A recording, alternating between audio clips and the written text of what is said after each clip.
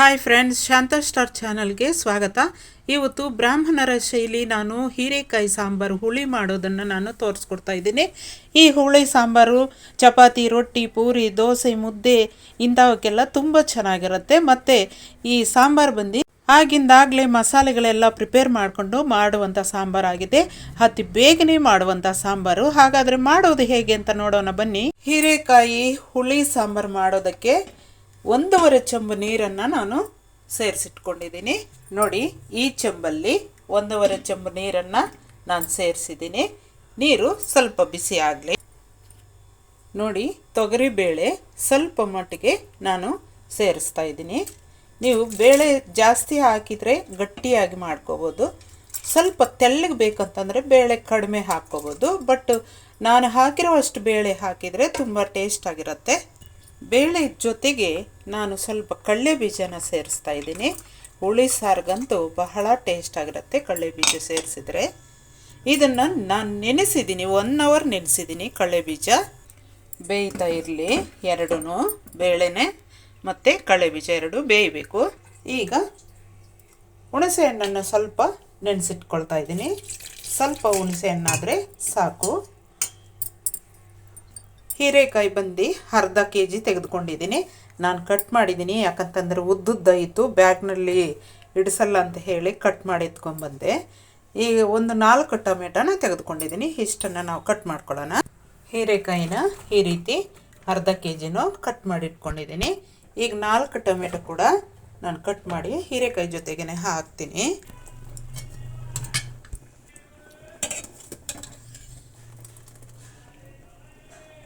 ನೋಡಿ, ಬೇಳೆ ಟೊಮೆಟೊ ಈ ರೀತಿ ಬೆಂದಿದೆ.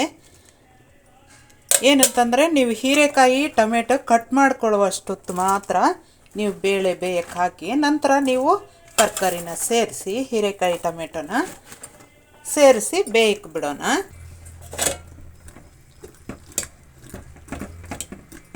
ಬೇಯಲಿ ತರಕಾರಿ. 1/4 ಸ್ಪೂನಷ್ಟು ಅರಿಶಿನ ಪುಡಿನ ಸೇರಿಸ್ತಾ ಇದ್ದೀನಿ. ಸ್ವಲ್ಪ ಕರಿಬೇವಿನ ಸೊಪ್ಪನ್ನು ಕೂಡ ಸೇರಿಸ್ತಾ ಇದ್ದೀನಿ. ಈಗಲೇ ಹಸಿರಾಗಿ ಒಳ್ಳೆ ಟೇಸ್ಟಾಗಿ ಇರುತ್ತೆ ಫ್ರೆಂಡ್ಸ್ ಕರಿಬೇವಿನ ಸೊಪ್ಪು ಈಗಲೇ ಸೇರಿಸಿದರೆ. ಈಗ ಒಂದು ಪಾನನ್ನು ತೆಗೆದುಕೊಂಡು ಮಸಾಲ ರೆಡಿ ಮಾಡ್ಕೊಳ್ಳೋಣ. ಸ್ವಲ್ಪ ಆಯಿಲನ್ನು ಸೇರಿಸ್ತಾ ಇದ್ದೀನಿ ಪಾನ್ಗೆ.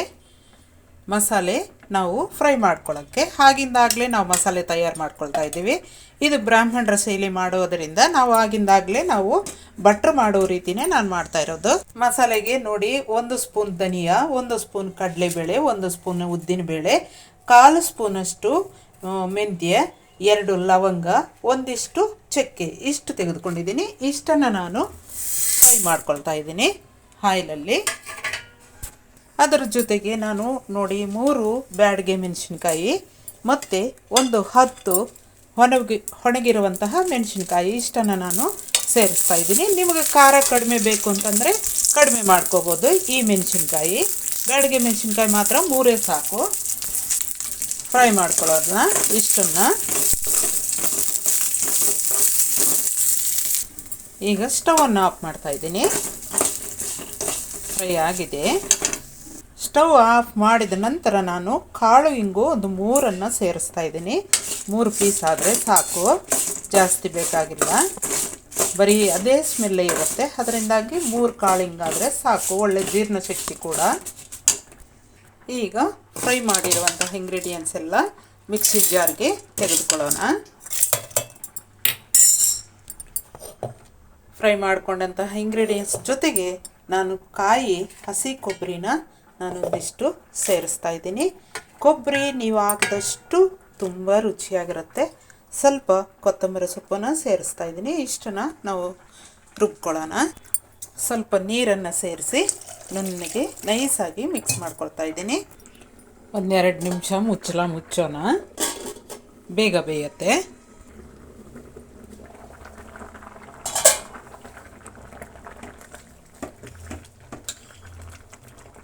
ತರಕಾರಿ ಬೇಳೆ ಎಲ್ಲ ಚೆನ್ನಾಗಿ ಬೆಂದಿದೆ. ಈಗ ನಾವು ಮಿಕ್ಸ್ ಮಾಡಿಕೊಂಡಂತಹ ಮಸಾಲೆನ ಸೇರಿಸೋಣ. ನಿಮಗೆ ಎಷ್ಟು ಗಟ್ಟಿಯಾಗಬೇಕೋ ಅಷ್ಟು ಗಟ್ಟಿಯಾಗಿ ಮಾಡ್ಕೋಬೋದು, ಇಲ್ಲ ತೆಳ್ಳಗೆ ಬೇಕಂತಂದ್ರೂ ಕೂಡ ತೆಳ್ಳಗೆ ಮಾಡ್ಕೋಬೋದು ಫ್ರೆಂಡ್ಸ್. ಸಾಂಬಾರು ಬಹಳ ಟೇಸ್ಟಾಗಿರುತ್ತೆ. ಆಗಲೇ ಘಮ ಘಮ ಅಂತ ಸ್ಮೆಲ್ ಬರ್ತಾಯಿದೆ ಮಸಾಲೆ ಜೊತೆಗೆ ನಾನು ಹುಣಸೆ ಹುಳಿ ಕೂಡ ಸೇರಿಸ್ತಾ ಇದ್ದೀನಿ. ಈಗ ನೀವು ನೀರನ್ನು ನೋಡಿಕೊಂಡು ಹಾಕ್ಕೋಬೋದು. ಸಾಕು, ಇಷ್ಟೇ ನೀರು. ಚೆನ್ನಾಗಿ ಕುದಿಸೋಣ. ಒಂದು 5 ನಿಮಿಷ ಕುದಿಸಿದರೆ ಸಾಂಬಾರು ರೆಡಿ ಆಗುತ್ತೆ. ತಕ್ಕಷ್ಟು ಕಲ್ಲುಪ್ಪನ್ನು ಸೇರಿಸ್ತಾ ಇದ್ದೀನಿ.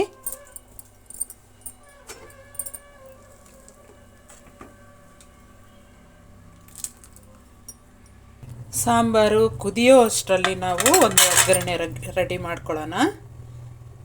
ನೋಡಿ, ಈ ಸ್ಪೂನಲ್ಲಿ ನಾನು ಒಂದು 2.5 ಸ್ಪೂನಷ್ಟು ಆಯಿಲನ್ನು ಸೇರಿಸ್ತಾ ಇದ್ದೀನಿ.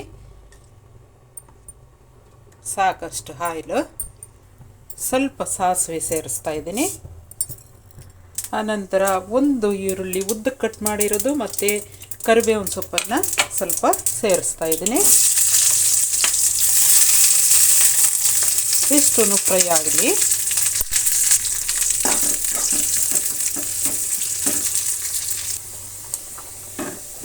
ಚೆನ್ನಾಗಿ ಫ್ರೈ ಆಯಿತು ಒಗ್ಗರಣೆ. ಈ ಸ್ಟವನ್ನು ಆಫ್ ಮಾಡ್ತಾ ಇದ್ದೀನಿ. ಈಗ ನಾವು ಈ ಒಗ್ಗರಣೆನ ಸಾಂಬಾರಿಗೆ ಸೇರಿಸೋಣ.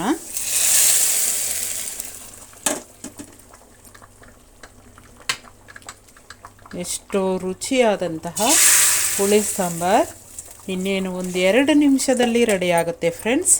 ಪ್ಲೀಸ್ ನಮ್ಮ ಚಾನಲನ್ನು ಯಾರು ಹೊಸದಾಗಿ ನೋಡ್ತಾ ಇದ್ದೀರೋ ಅವರು ಸಬ್ಸ್ಕ್ರೈಬ್ ಮಾಡ್ಕೊಳ್ದಿರೋ ಸಬ್ಸ್ಕ್ರೈಬ್ ಮಾಡ್ಕೊಳ್ಳಿ, ಶೇರ್ ಮಾಡಿ, ಕಮೆಂಟ್ ಮಾಡಿ, ಲೈಕ್ ಮಾಡಿ ಫ್ರೆಂಡ್ಸ್.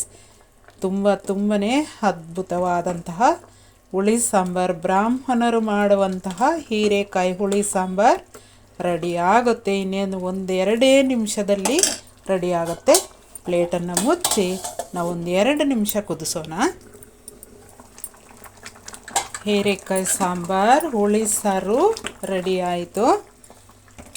ನೀವು ತುಂಬ ಹೊತ್ತು ಏನು ಕುದಿಸ್ಬೇಕಾಗಿಲ್ಲ ಫ್ರೆಂಡ್ಸ್. ತುಂಬ ನೀರು ಹಾಕಿದರೆ ಮಾತ್ರ ನೀವು ಕುದಿಸ್ಬೇಕಾಗತ್ತೆ, ಇಲ್ಲಾಂದರೆ ನೀವು ಕುದಿಸ್ಬೇಕಾಗಿಲ್ಲ. ಯಾಕಂತಂದರೆ ಮಸಾಲೆ ಎಲ್ಲ ನೀವು ಎಣ್ಣೆಯಲ್ಲಿ ಫ್ರೈ ಮಾಡಿರ್ತೀರ, ಅದರಿಂದಾಗಿ ತುಂಬ ಹೊತ್ತು ಕುದಿಸ್ಬೇಕಾಗಿಲ್ಲ. ಒಂದು 3 ನಿಮಿಷ ಕುದಿಸಿದ್ರೂ ಸಾಕು. 5 ನಿಮಿಷ ಕುದಿಸಿದ್ರೇ ಹೆಚ್ಚು. ಆಯಿತು, ಸಾಂಬಾರು ರೆಡಿ ಆಯಿತು. ಬ್ರಾಹ್ಮಣರು ಮಾಡುವ ರೀತಿ ಹುಳಿ ಸಾಂಬಾರು ರೆಡಿ ಆಯಿತು ಫ್ರೆಂಡ್ಸ್. ತುಂಬಾ ಟೇಸ್ಟ್ ಆಗಿರುವಂತಹ ಹುಳಿ ಸಾರು ರೆಡಿ ಆಯಿತು. ಹೀರೆಕಾಯಿ ಹುಳಿ. Thank you.